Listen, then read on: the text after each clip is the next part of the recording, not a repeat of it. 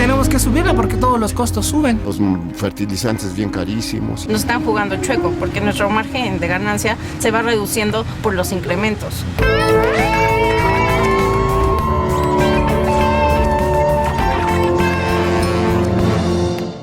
La actual política económica no tiene como prioridad la producción. El cambio verdadero significa impulsar la actividad productiva y crear empleos. Es fundamental apoyar a los productores que han estado abandonados a su suerte en las últimas décadas como vía para generar empleo y asegurar inversiones de largo plazo que restablezcan la tranquilidad y la paz social. En los últimos 30 años, el desempeño económico de México ha sido catastrófico. Esto empezó sobre todo en la administración de Carlos Salinas de Gortari. No ha habido crecimiento, el deterioro del salario ha sido muy grande y todo esto por la falta de un proyecto de nación y la consecuencia ha sido la caída del ritmo de crecimiento, la no generación de empleo formal. El empleo es cada vez menos y más precario, de menor calidad. Es imperativo cambiarlo ya. Proponemos reformas verdaderas para la realidad de los mexicanos. 1. Combatir el abuso de los monopolios en los precios. 2. La integración y eficiencia del sector energético. 3. Una reforma fiscal progresiva para que el que gane más, pague más, como lo dice la Constitución. Como compromiso con la simplificación, se eliminará el IETU. Un programa de austeridad republicana que reduzca gastos burocráticos y combata la corrupción. 5. Una política financiera que apoye a la actividad productiva. 6. Una política industrial que aumente las fuentes de empleo y reintegre las cadenas productivas. Este programa incluye como elementos centrales el combate a los monopolios, lo que permitirá reducir el precio de muchos artículos de primera necesidad, que redundará en un aumento del poder adquisitivo del salario. Permitirá mejorar la competitividad de las empresas. Con una mejor administración del sector energético, se podrá reducir el precio de los combustibles, la electricidad, gasolina, gas, etc. Se buscará incentivar que la banca apoye la actividad productiva, todo esto para poder financiar los menores precios de la energía. Los impuestos no subirán. Simplemente se eliminarán los privilegios fiscales y se mejorará la administración tributaria. Los recursos obtenidos de la abolición de privilegios fiscales y gastos burocráticos serán invertidos en infraestructura, en programas sociales y para reducir el precio de los energéticos. Vamos a combatir la corrupción, el contrabando, las prácticas comerciales desleales de otros países y a diseñar políticas de compras del sector público que premien el contenido nacional. Como han visto, tenemos muy claro de cómo impulsar la economía, cómo impulsar las actividades productivas y cómo crear empleos para que haya bienestar en nuestro país, que no siga predominando la pobreza, el desempleo en México, que saquemos adelante a nuestro país.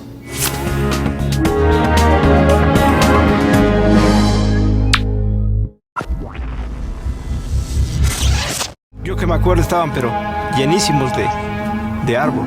¿Y ahora cuál? Por ejemplo, han desaparecido cerca de 10,000 especies en el sureste mexicano, lo cual es una desgracia. Antes llovía más que ahora.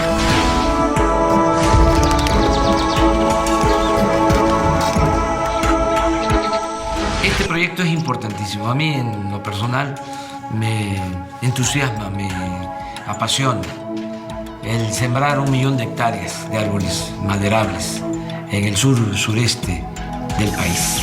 Los bosques, las selvas y las zonas áridas de México han sido afectados por la política forestal de los últimos gobiernos. Cerca de 15 millones de personas que habitan en esas regiones viven en la pobreza y la marginación.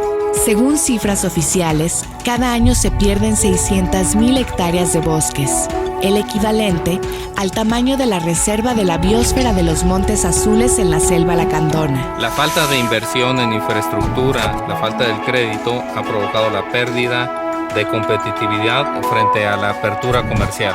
Aún así, con toda esta problemática, muchos ejidos y comunidades sostienen sus empresas comunitarias que con apoyo adecuado serían más productivas y más competitivas. Es urgente impulsar una cultura de manejo sustentable y de prevención de incendios. El sector forestal requiere un equilibrio entre producción y manejo en bosques naturales, plantaciones forestales sustentables y la conservación de la biodiversidad. Hay quien dice que hemos perdido el 50% de los bosques de nuestro país. Esto tiene grandes repercusiones para las especies, para la biodiversidad, pero también la pérdida de bosques afecta a las poblaciones. Una parte importante de las inundaciones son producto de la deforestación del territorio. Se requiere una política integral que, por un lado, promueva el manejo sustentable de nuestros bosques, que haga una convivencia entre la producción y la conservación, y por otro lado, regenere el territorio. Se establecerán 1 millón de hectáreas de reforestación productiva en 6 años, principalmente en ejidos y comunidades, pero también con las empresas privadas que deseen participar. Este gran proyecto nacional permitirá generar miles de empleos, principalmente en el sur-sureste del país, en la producción de la planta, en el establecimiento y el mantenimiento de las reforestaciones, y nos asegurará el abastecimiento hacia el futuro de la industria forestal. Para lograr estas metas en materia de reforestación productiva, se requiere invertir durante los próximos 6 años 20,000 millones de pesos. Nuestra propuesta es colocar créditos para el desarrollo y fortalecimiento de empresas sociales.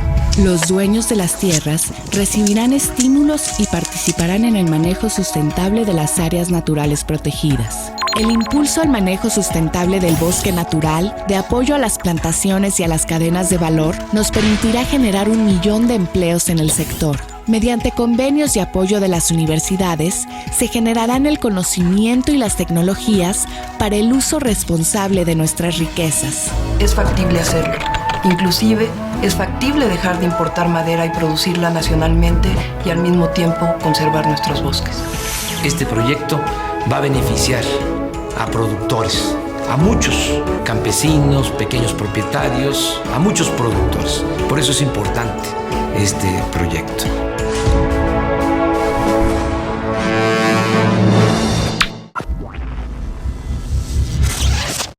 Para conseguir una vivienda sólida para tu familia, para el patrimonio familiar, pues es demasiado cara. Como estoy por honorarios, no tengo acceso a ningún crédito. Es que nuestro gobierno nos vende las cosas muy caras. Por eso muchas de nuestras personas no pueden adquirir una vivienda.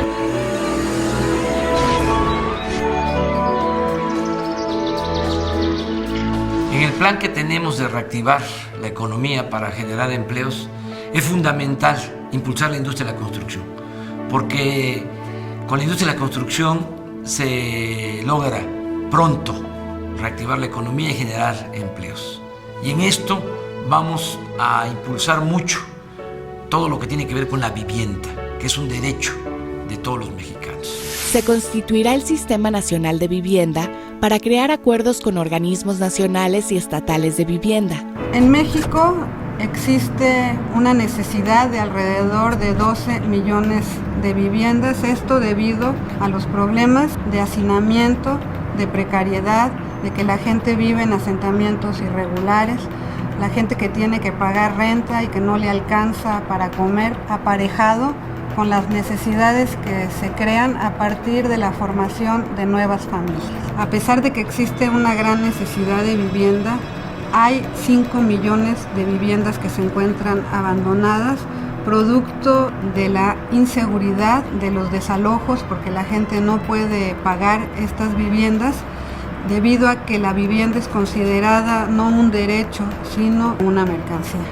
Uno de los problemas reales es la sobrevaluación de la vivienda. La vivienda cuesta más de lo que efectivamente fue el valor de su construcción. Los trabajadores, los acreditados, acaban pagando 2 o hasta 3 veces el valor de una vivienda a lo largo del crédito. Con este programa se construirán 1 millón de acciones de vivienda, tanto para el campo como para la ciudad. 500,000 para gente de escasos recursos que no tienen acceso a programas federales y 500,000 para clases medias que tienen acceso a los programas de seguridad social. Esta propuesta respetará las normas generales y estatales en cuanto al ordenamiento territorial, a la preservación y el mejoramiento del ambiente, a la calidad y funcionalidad de la vivienda, así como a lo relacionado con su seguridad estructural y jurídica. A lo largo del sexenio se habrán atendido a 6 millones de familias, con créditos para mejoramiento, para ampliación o para la construcción de una vivienda nueva. La nueva política habitacional se basará en proteger los derechos de la gente, para que así las familias sean tratadas como seres humanos y no como delincuentes. Se impulsará el desarrollo económico en la comunidad, apoyando en donde sea posible la producción de materiales locales y generando anualmente 320,000 empleos directos, con lo que se verá beneficiado tanto el sector público como el privado. Este programa beneficiará a 6 millones de familias. Cuando fui jefe de gobierno de la Ciudad de México, apliqué estas 3 acciones de mejoramiento, de ampliación y de construcción de vivienda. Así va a ser a nivel nacional.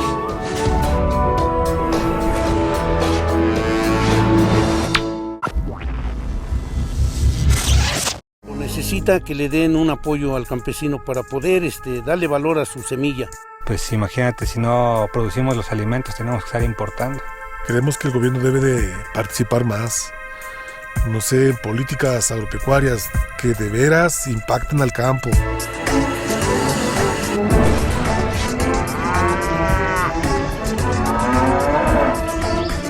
Es fundamental rescatar al campo del abandono, por lo social, por la necesidad que tenemos de producir alimentos que cada vez van a costar más, y si siguen comprando en el extranjero, pues no vamos a tener dinero para importar alimentos. Desde hace más de 30 años se abandonó el campo mexicano. La consecuencia es que hoy importamos casi la mitad de los alimentos que consumimos. Cada vez más mexicanos tienen que emigrar a Estados Unidos para poder subsistir.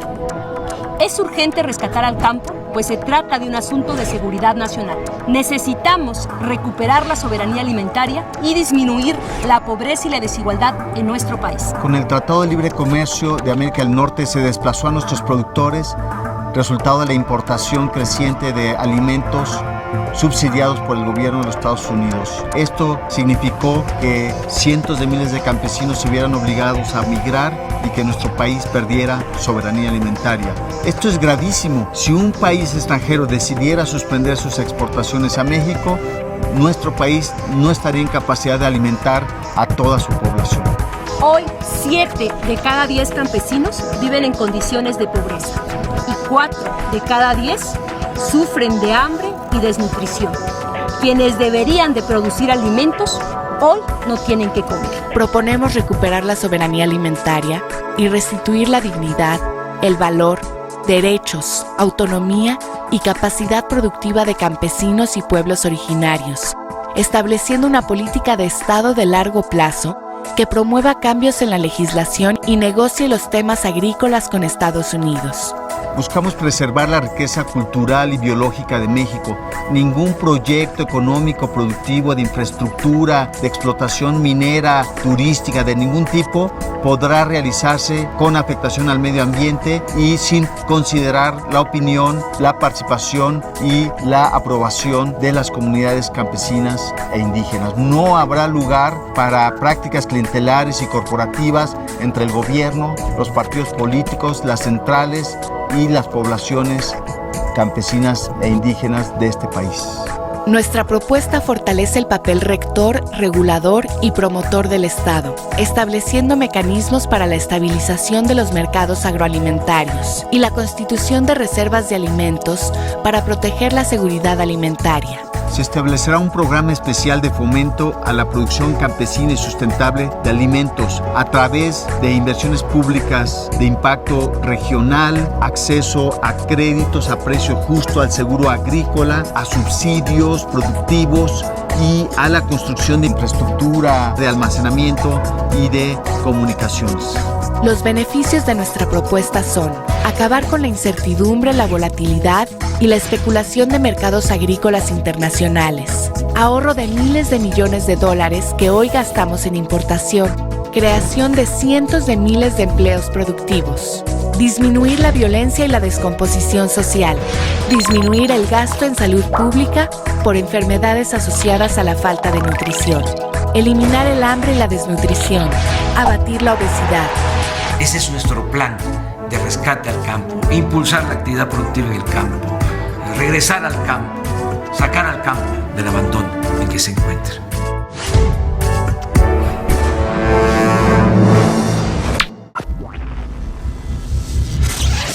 Sigo utilizando el mismo monto, pero son menos litros. Gasto la misma luz y el recibo cada vez llega más caro. Con una refinería que hubiera más grande o otras.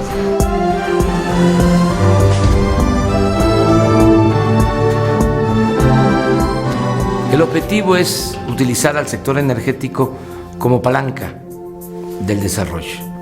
Modernizar a Pemex, a la Comisión Federal de Electricidad, limpiar a estas empresas que son de la nación de corrupción, hacer las empresas eficientes, bien administradas. Una nueva política energética generará empleos, producirá los bienes y servicios que se requieren, cuidará el medio ambiente, explotará racionalmente los recursos energéticos disponibles, particularmente los no renovables, y promoverá el mejor uso de la energía de fuentes renovables limpias. Estamos extrayendo del subsuelo alrededor de 2.5 millones de barriles de petróleo crudo diarios. Y sin embargo estamos importando una parte muy importante de los derivados del petróleo. Esta es una política absurda que no le conviene al país. Esta explotación desmedida del petróleo ha afectado la eficiencia de su extracción por la premura de ingresar divisas para utilizarlas en gasto corriente. Se ha acelerado la declinación de nuestros yacimientos, agotando irresponsablemente las reservas probadas. Se ha descuidado la búsqueda de nuevas reservas, se ha cancelado las oportunidades de desarrollo de la industria petrolera y la petroquímica. La soberanía energética es parte fundamental de la soberanía nacional. Desde 1979 no se construye una nueva refinería en México, a pesar de que estamos importando el 50% de los petrolíferos que estamos consumiendo. Estamos destinando alrededor de $30,000 millones para la importación de petrolíferos. Este es un absurdo. Es absurdo que sigamos importando ahora la mitad y posteriormente más de los combustibles que necesitamos para nuestro desarrollo. La refinación en México debe ampliar sus capacidades. Desde el primer día del próximo gobierno, se iniciará la construcción de 5 refinerías y se mejorarán las ya existentes. Tendrán la tecnología más avanzada y contarán con la participación principal del Instituto Mexicano del Petróleo, con la de ingenieros, técnicos y trabajadores mexicanos y con la industria del sector. Las nuevas refinerías se construirán en Campeche, Tabasco, Oaxaca, Guanajuato y Tula Hidalgo. Los recursos para las nuevas refinerías van a provenir de una nueva política fiscal para Pemex, de que en la medida en que empecemos a producir los petrolíferos en México, se va a dejar de importar y sobre todo, y quizá lo más importante, del combate a la corrupción. Pemex tiene mucho dinero que se está yendo a las bolsas de unos cuantos. Este proyecto generará unos 45,000 empleos directos e indirectos por refinería durante la ejecución de los trabajos y posteriormente de 3 a 4,000 empleos calificados fijos en la operación de las instalaciones. La estrategia energética en México debe ser integral. La extracción de petróleo, la extracción de gas natural debe estar integrada con la refinación, con la generación de energía eléctrica. Pero una parte fundamental es el desarrollo de nuevas fuentes de energía, energías renovables, energías que provienen del sol, del viento, que deben ser parte de esta transición energética que se requiere para cuidar nuestros recursos energéticos que no son renovables para las futuras generaciones y desarrollar esta nueva generación de energías renovables que sobre todo van a ser de grandes beneficios para el medio ambiente. El desarrollo armónico de la industria petrolera nacional será el desarrollo armónico de la nación. Vamos a bajar el precio de las gasolinas, del diésel, del gas y de la luz. Con esto vamos a ayudar a consumidores y se va a impulsar la industrialización de México.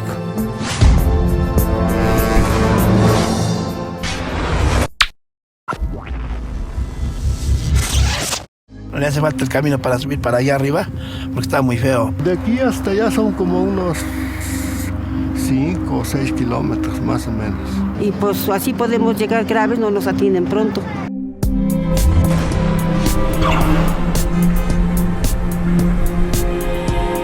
Como sabes, yo recorro todo el país conozco todos los municipios de México y hay 300 municipios en el país que no tienen camino pavimentado a sus cabeceras municipales. Llega uno en caminos muy malos de terracería después de mucho tiempo.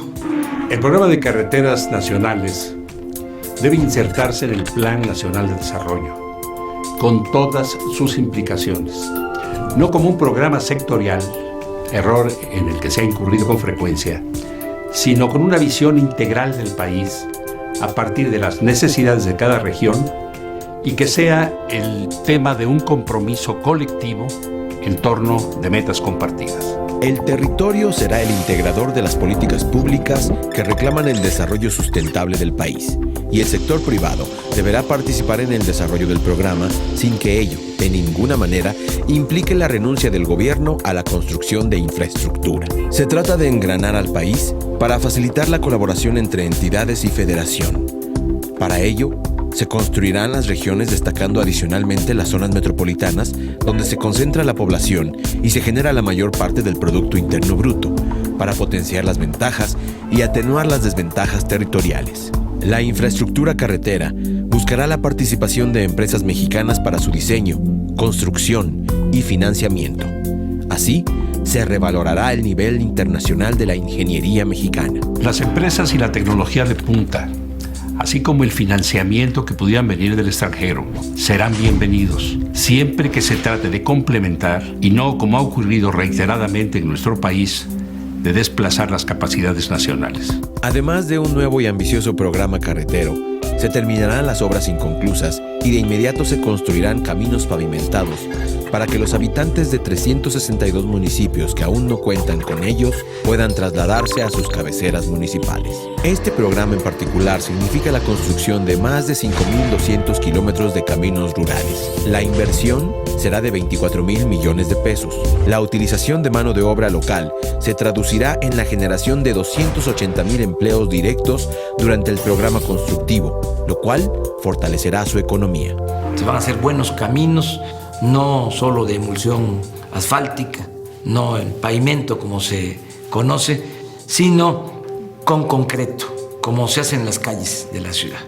Son caminos bien hechos que requieren poco mantenimiento, duran más y lo más importante es que se ocupa mucha mano de obra. No se desplaza la mano de obra con maquinaria, se da empleo, que es lo que necesitamos fomentar mucho. Con estos caminos vamos también a resolver muchos problemas sociales. Actualmente hay enfermos que no pueden salir a atenderse, se mueren en el camino porque no sirven las carreteras, porque tienen que trasladar a un enfermo 5 horas, 6 horas para llegar a un hospital. Esto se va a terminar.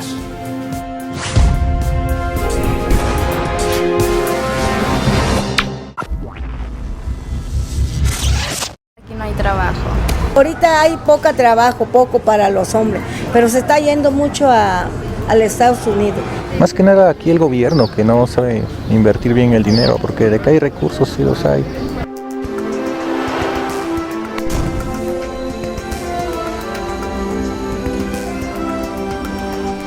Vamos a impulsar mucho todo el desarrollo del Istmo de Tehuantepec. Se va a construir un corredor en el Istmo de Tehuantepec, desde Salina Cruz a Coatzacoalcos. Crear el Viento del Sur, un corredor que atraviese el Istmo de Tehuantepec, atenderá la demanda de transporte de carga marítima entre el Océano Pacífico y el Atlántico. Este es un proyecto de los mexicanos que no supone ninguna cesión de soberanía, sino aprovechar una ventaja geográfica para el desarrollo regional del Istmo y para una contribución importante a la movilidad internacional de mercancías y de personas. Viento del Sur es una alternativa para el transporte interoceánico. El área de influencia del proyecto es el sureste mexicano, América Central y el Golfo de México, incluyendo en la zona norteamericana una área económica estratégica para la industria manufacturera y las exportaciones. El recuperar el proyecto del Istmo de Tehuantepec, el desarrollo del sureste y su economía a través del comercio internacional, Las técnicas modernas de construcción permiten actualmente el que sea factible. Además de promover el desarrollo socioeconómico de una región rezagada de México, se reforzaría la presencia global de nuestro país en los flujos comerciales entre Asia y el oeste de Norteamérica. Las ventajas del proyecto Viento del Sur hay que verlas desde el punto de vista mexicano en primer término. El desarrollo regional en la zona de Tehuantepec, donde faltan oportunidades de empleo, donde la infraestructura tanto portuaria como de transporte ferroviario está muy deteriorada. Pero hay que ver también las ventajas globales, la necesidad de tener opciones adicionales de tránsito entre los dos océanos para mercancías y personas seguirán creciendo en el siglo XXI. Proponemos la construcción de una red de transporte y comunicación. Para ello, se diseñará una red de transporte urbana y suburbana, tanto de pasajeros como de carga, y se perfeccionará la comunicación satelital y la red de comunicación digital. También se contempla la consolidación del aeropuerto de Ixtepec. El proyecto realizado a través de tecnologías constructivas mexicanas nos permitiría llevar a través de un túnel de 80 kilómetros, acercar estos trenes entre el Atlántico y el Pacífico. Estos túneles, a su vez, nos permiten respetar las comunidades, así como los ecosistemas. Con este proyecto creamos una ruta más corta entre Asia y Europa al oeste de Estados Unidos y Canadá, miles de fuentes de empleo, aumento de la calidad de vida de la región. Todo esto lo vamos a hacer con el consentimiento de las comunidades, tomando en cuenta a la gente, sin despojar a nadie de sus tierras. Lo vamos a hacer incorporando al sector social al proyecto. Vamos a llevar a cabo una acción tripartita. Va a participar el sector público, el sector privado y el sector social. Los campesinos van a formar parte de este proyecto, para bien del pueblo, para bien de la nación.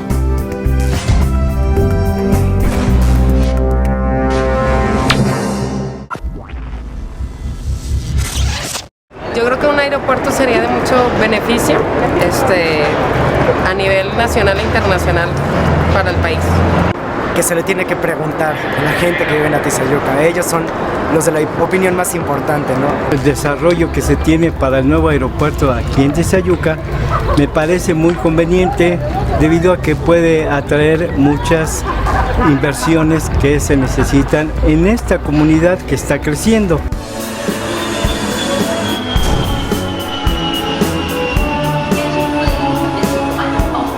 Este proyecto es muy importante porque ya el aeropuerto de la Ciudad de México está saturado. Necesitamos construir este nuevo aeropuerto en Tizayuca. Vamos a comunicar el aeropuerto de Tizayuca con el aeropuerto de la Ciudad de México con un tren rápido, moderno. La comunicación aeroportuaria está saturada en el centro del país. Se han tomado medidas paliativas, como la construcción de la Terminal 2 del Aeropuerto Internacional de la Ciudad de México y la ampliación del Aeropuerto Internacional de Toluca, que no han resuelto las necesidades de suministro y transporte ni han impulsado la región económica más grande de México. Es urgente desahogar los aeropuertos de la Ciudad de México y Toluca, con la construcción de un nuevo aeropuerto para impulsar las nuevas fuentes de crecimiento interregional. Será necesario un trabajo más coordinado a nivel federal, estatal, municipal y comunitario. Es indispensable evitar efectos negativos en las comunidades aledañas. Nuestro Plan Nacional de Infraestructura 2012-2018 propone impulsar al Valle de Tizayuca, Hidalgo, ubicado a 52 kilómetros de la Ciudad de México, como un gran centro neurálgico de comunicación. El aeropuerto internacional estará asociado a la autopista Arco Norte, a la zona industrial y al tren interurbano. Tenemos que construir ese aeropuerto con nuevas características. Aquel que tiene mayor capacidad, tanto de alojamiento en sus terminales para los pasajeros, como las nuevas capacidades requeridas por los aviones modernos. El Aeropuerto Internacional de Tizayuca tendría de 2 a 5 pistas de aterrizaje y despegue y serviría desde el inicio a 40 millones de pasajeros anualmente y a 600,000 toneladas de carga, con la posibilidad de crecer a más de 100 millones de pasajeros y a más de 1 millón de toneladas de carga. También esas mismas pistas tendrían las características de longitud que son requeridas para tener los viajes de larga distancia. Este proyecto constituye una de las inversiones más rentables en los aspectos económico y social del nuevo gobierno a partir del 2013. Integrará a las comunidades, a los diferentes sectores, así como a la iniciativa privada y al sector público. En esta ocasión, el proyecto estará consensado con todos los integradores en su construcción y en su operación. La articulación con la Ciudad de México se llevará a cabo a través de un sistema de transporte masivo, un tren de alta velocidad que comunique a los usuarios de gran recorrido internacionales con los usuarios nacionales del resto de la red aeroportuaria. El sector turístico gozaría de un gran aeropuerto internacional, moderno y funcional, que operaría satisfactoriamente hasta el año 2060. La población del centro de México se beneficiaría con fortalecimiento económico, una moderna infraestructura de transporte, una nueva zona neurálgica como punta de lanza para el resto del país, la creación de nuevas empresas, equipamiento urbano para zonas circunvecinas al aeropuerto, restringiendo zonas habitacionales en el área, fuentes de trabajo, incremento del nivel de vida. Con esta obra vamos a impulsar el crecimiento urbano hacia el norte del Valle de México, donde hay posibilidades de contar con agua. En esa zona hay posibilidades de tener agua para el desarrollo y ayudar al crecimiento y al empleo en esta región del estado de Hidalgo.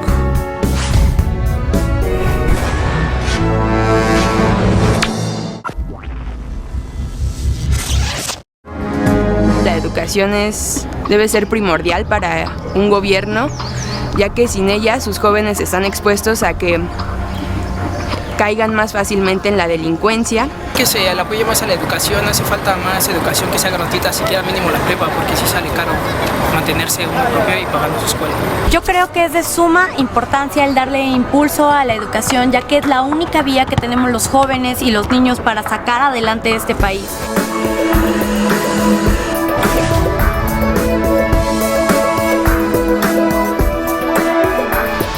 Educación pública, gratuita y de calidad en todos los niveles escolares. El gasto educativo en México representa el 6.5% del Producto Interno Bruto, muy por debajo de lo que destinan otros países en América, según informe del Desarrollo Humano de las Naciones Unidas 2011. Una causa fundamental de esta situación de la educación en México es sin duda la falta de recursos económicos. Las pruebas internacionales muestran que cerca de la mitad de los alumnos de 15 años no han desarrollado las capacidades mínimas en matemáticas, ciencias, ni aún en lectura. Otra causa muy importante de las deficiencias de la educación mexicana radica en el ambiente social, cultural, político tan deteriorado que hay en nuestro país. Generan en los jóvenes y en los niños actitudes, antivalores que hacen prácticamente imposible una buena educación. Si no se modifican esas condiciones culturales, sociales, políticas, externas en las que viven los niños y los jóvenes cotidianamente, no podremos esperar el que la educación escolar, el que las escuelas cumplan con todo su cometido. Hace algunas semanas, Andrés Manuel López Obrador me habló y me dijo: Juan Ramón, quiero hacer de la educación en mi gobierno la más alta de las prioridades de mi política social. Por supuesto, aquí estamos junto con todos ustedes construyendo lo que va a ser sin duda la mejor propuesta en materia educativa que va a poder ofrecer algún candidato a la presidencia. Va a reivindicar lo que tantas veces hemos puesto muchos de nosotros en diferentes documentos. Va a reivindicar el clamor de los jóvenes. Va a educar gobernando y va a gobernar educando. Andrés Manuel López Obrador propone 10 acciones concretas de gobierno para transformar la educación en México. Será prioritario el fomento a la lectura. Se establecerá la lectura como asignatura independiente desde preescolar hasta secundaria. Se reducirá el tamaño de los grupos gradualmente hasta 30 alumnos por docente. Se impulsarán las escuelas de tiempo completo. Se procurará multiplicarlas en las regiones marginadas del campo y de la ciudad y se aumentarán las horas de estudio. Se reforzarán los liderazgos escolares. Hay que acabar con la corrupción actual y lograr que se termine el cacicazgo sindical que use el escalafón para otorgar ascensos y establecer la cadena de mando. Se capacitará y actualizará al magisterio. Se acordará con los maestros una evaluación profesional a su desempeño. Daremos atención especial a las escuelas normales para que las nuevas generaciones tengan cada vez un mejor nivel académico, técnico, pedagógico, pero también ético. Se garantizará la educación gratuita. Se abolirán las cuotas anuales que se dan como cooperaciones voluntarias en escuelas públicas. Habrá apoyos para los estudiantes de las zonas marginadas del campo y la ciudad. Se ampliará el programa de desayunos escolares en las comunidades y colonias más pobres. Se entregarán becas a estudiantes de familias humildes en todos los niveles escolares. Se entregará también de manera gratuita, como se hace en el Distrito Federal, uniformes y útiles escolares en todas las escuelas del país, desde preescolar hasta secundaria. La entrega de recursos será directa a cada plantel educativo para su mantenimiento, reconstrucción de aulas, así como el mobiliario y el equipo básico. Se revisarán los planes de estudio de las escuelas tecnológicas a fin de adecuarlos a las necesidades de las regiones del país. Habrá acceso gratuito a Internet para todos los estudiantes de las escuelas públicas. Se dará atención especial al deporte, a las artes y se impulsará que en todas las escuelas públicas de nivel básico se incluyan asignaturas y materias como el civismo, la ética, la filosofía, la historia y la literatura. Nuestra propuesta es construir más planteles de nivel educativo y que todos los jóvenes inscritos en una preparatoria o bachillerato público tengan derecho a una beca, como ya se lleva a cabo en la Ciudad de México. Vamos a otorgar presupuesto suficiente a las universidades públicas para garantizar el acceso a todos los jóvenes que deseen estudiar el nivel superior. 100% de inscripción a todos los jóvenes que quieran estudiar en las universidades públicas. Que nadie se quede sin la oportunidad de estudiar, que no importe la condición económica, social de los padres. Por eso van a haber becas y no se va a rechazar a nadie.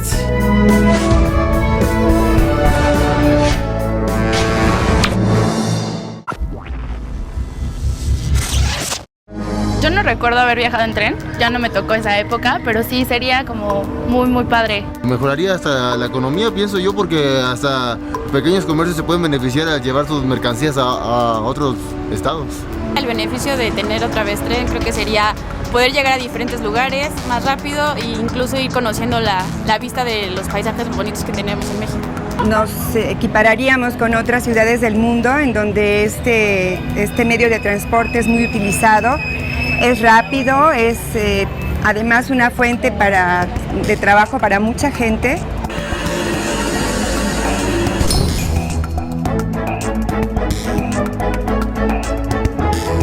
Ustedes saben, nosotros teníamos trenes, ferrocarriles, todavía nos tocó viajar en tren. Estos irresponsables, en un abrir y cerrar de ojos, acabaron con los ferrocarriles nacionales. Ahora solo hay un tren de pasajero turístico, el Chepe, que va de Chihuahua a Los Mochis, Sinaloa. Pero vamos a volver a comunicar todo el país, del centro del país al norte, y también el tren turístico de la ruta Maya, Cancún-Palenque, con estaciones en Chichén Itzá, Mérida, Uxmal, Campeche. La creación del sistema ferroviario de transporte fue una gran política de comunicación a nivel nacional. La falta de inversión y modernización de los ferrocarriles mexicanos permitió que perdieran competitividad con otros sistemas de transporte de pasajeros, relegándolos a la explotación comercial de carga. Es importante recuperar el sistema ferroviario de pasajeros como estrategia de desarrollo económico y social, pero sobre todo para el fortalecimiento de la actividad turística nacional. La propuesta consiste en la integración de un sistema de trenes de alta velocidad para recuperar la red de transporte de pasajeros.